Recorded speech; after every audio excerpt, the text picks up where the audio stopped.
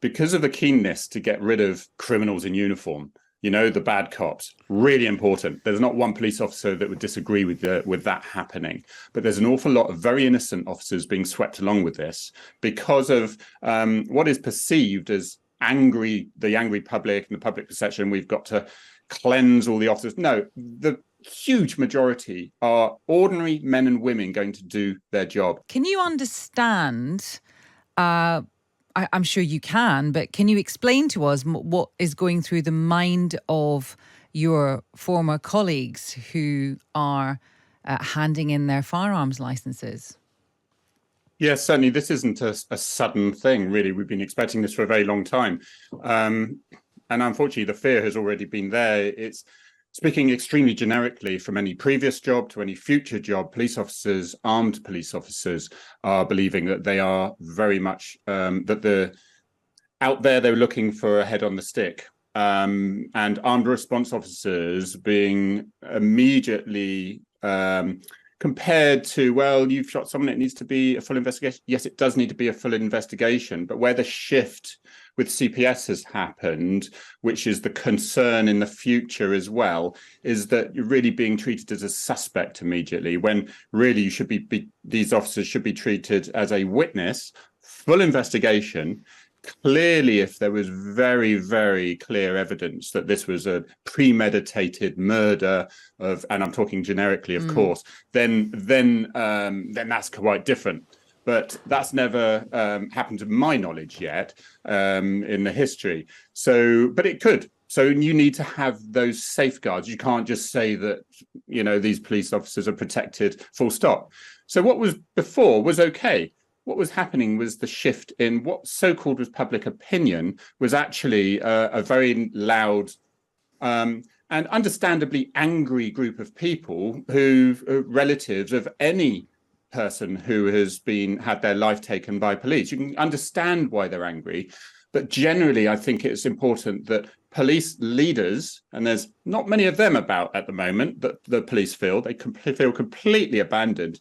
It's really important the general public that I certainly believe is supporting their police officers and what they do. And sometimes, we only get to hear from individuals, and police leaders that are very angry, and it can change that perspective. And I think that's moved into CPS, and it's a really concerning move. So Harry, I mean, again, speaking generally, you feel that the public outcry or the coverage of these incidents has influenced the CPS? I think society, public opinion is a big thing, isn't it? And everything shifts along with that.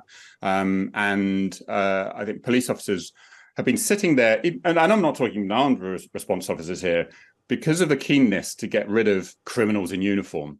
The bad cops, really important. There's not one police officer that would disagree with that happening, but there's an awful lot of very innocent officers being swept along with this because of what is perceived as the angry public and the public perception. We've got to cleanse all the officers. No, the huge majority are ordinary men and women going to do their job. And unfortunately, with armed response officers now, they're thinking, okay, I'm being asked to go to some very, very hostile incidents day after day.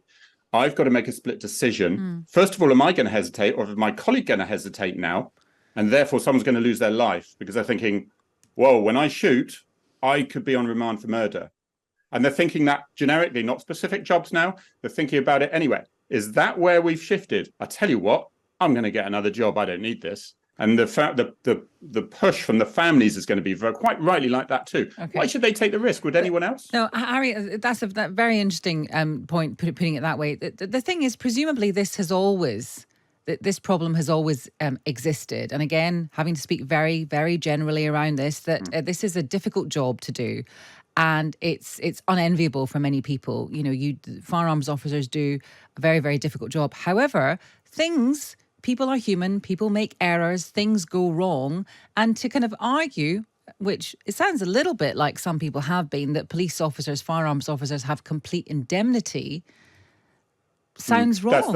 That's police officers don't want that, because they need to have the respect, and they need to have the fact that, that it is fair, it is without fear or favour, and that they should be investigated fully as well. And they don't dispute that.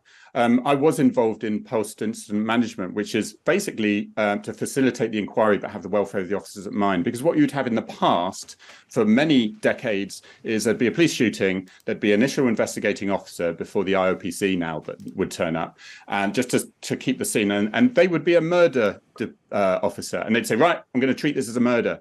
And they'd be a strip searching the officers, they'd be breathalyzing, taking bloods, they'd be treated abysmally. They would literally be in their uniforms. I won't go into detail, but they could be quite dirty sometimes. And they'd be sitting in there for hour after hour after hour, and for often 36 hours at a time. So horrendous treatment in the past. And so they brought in post-incident management. So the evidence could be taken proportionately and very much what was in the public interest. So there should be a fair investigation, but treat them as witnesses, first of all, not suspects. It's not as if it's not the equivalent of a member of public for some reason taking somebody's life like that. We are asking these people to protect us. Okay. So naturally, they're not going to want to protect us if we're suddenly going to treat them like suspects immediately the shot is fired. Okay, Harry, thank you for that. That's Harry Tangye. He's a former firearms police officer and now an author.